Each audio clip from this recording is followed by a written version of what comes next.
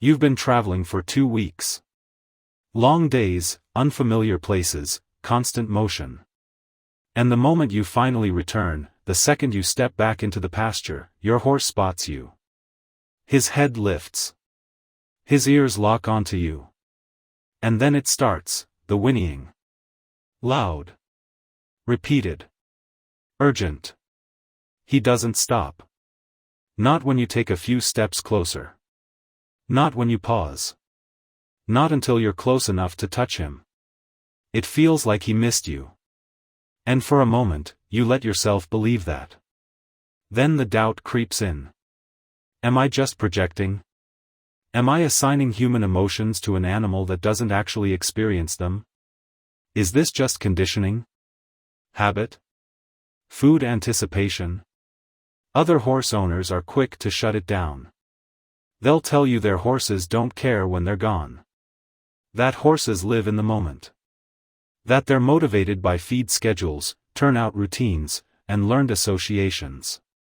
They'll say horses don't miss people, people miss horses. So then the question becomes unavoidable. Why do some horses act deeply connected to their humans, while others seem almost indifferent? Why does one horse call across a field, pace a fence line, or soften the moment their person appears, while another barely lifts their head? For a long time, there was no scientific way to even ask that question properly. Until recently. Researchers developed the first validated tool designed specifically to measure horse-human attachment. Not affection. Not obedience. Attachment. And what they discovered was striking. The emotional patterns horses show toward humans mirror the same attachment dimensions found in human relationships: attachment anxiety and attachment avoidance. In other words, horses don't all relate to humans in the same way. Some seek closeness. Some tolerate it. Some resist it. And some become distressed without it.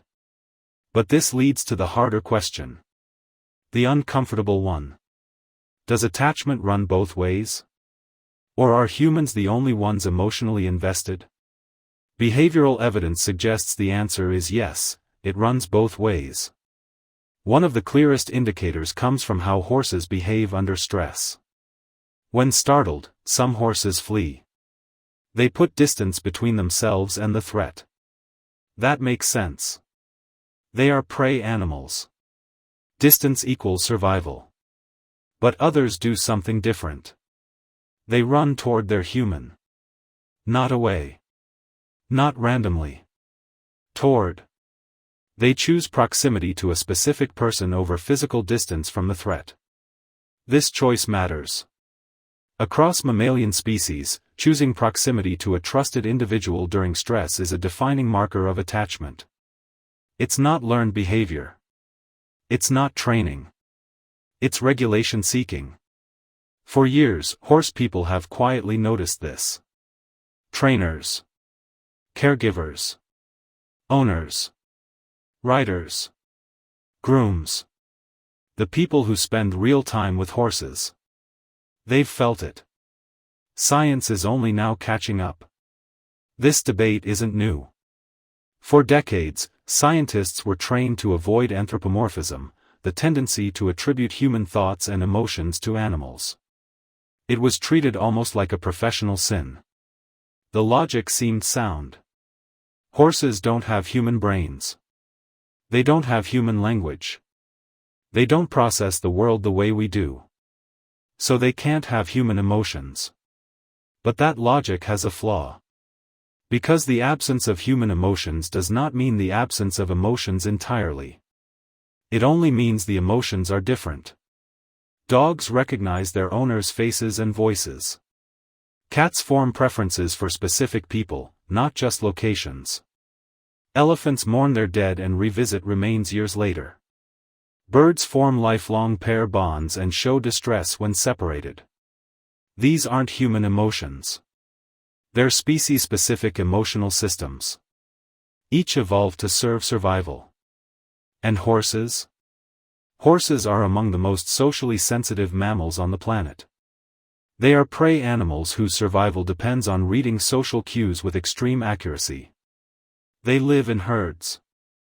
They form alliances. They remember individuals. They track emotional states through posture, movement, breathing, and tension. Bonding isn't optional for horses. It's adaptive. Attachment isn't uniquely human. It's a mammalian strategy designed to keep an individual close to safety. In humans, the attachment figure is usually a parent or caregiver. In horses, it's typically other horses. But attachment systems are flexible. When a horse spends consistent, positive time with a human, especially during moments of vulnerability, uncertainty, or discomfort, that human can enter the horse's attachment network. Moments like recovery from injury, illness, training under pressure, transport, new environments, repeated experiences where the human predicts safety. Psychologists call this a secure base. A secure base is not someone who removes fear from the world. It's someone whose presence makes fear manageable. Now, how do we know this isn't just interpretation? Because attachment isn't measured by affection. It's measured by regulation. When a securely attached infant is frightened, they don't freeze. They don't flee aimlessly. They move toward their caregiver. And once contact is made, stress hormones decrease. Breathing slows. The nervous system stabilizes. The caregiver becomes a regulator. That same pattern shows up in horses.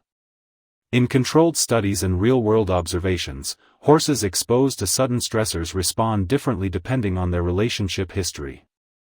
Some bolt. Others orient toward their human. Even when the human is standing closer to the perceived threat. That choice defies simple conditioning. It reflects trust. Researchers have also documented separation distress in horses. When separated from bonded companions, heart rate increases. Vocalizations increase. Stress behaviors appear, pacing, pawing, fence walking. These responses are well documented. What's newer is this: in some horses, the same physiological and behavioral responses occur when separated from a specific human. Not every horse. Not every human. Not every time. But often enough to be statistically meaningful. Enough to challenge the idea that horses are emotionally neutral toward people. And just like humans, horses don't all attach the same way. Some horses are securely attached. They enjoy closeness. They seek reassurance when stressed. But they are also confident enough to explore independently. Others display anxious attachment. They become unsettled when separated. They constantly check in. They struggle to regulate without their person nearby. Then there are horses with avoidant patterns. They tolerate humans. They cooperate. But they don't seek connection. They remain emotionally self-contained. None of these styles are good or bad. They are adaptations.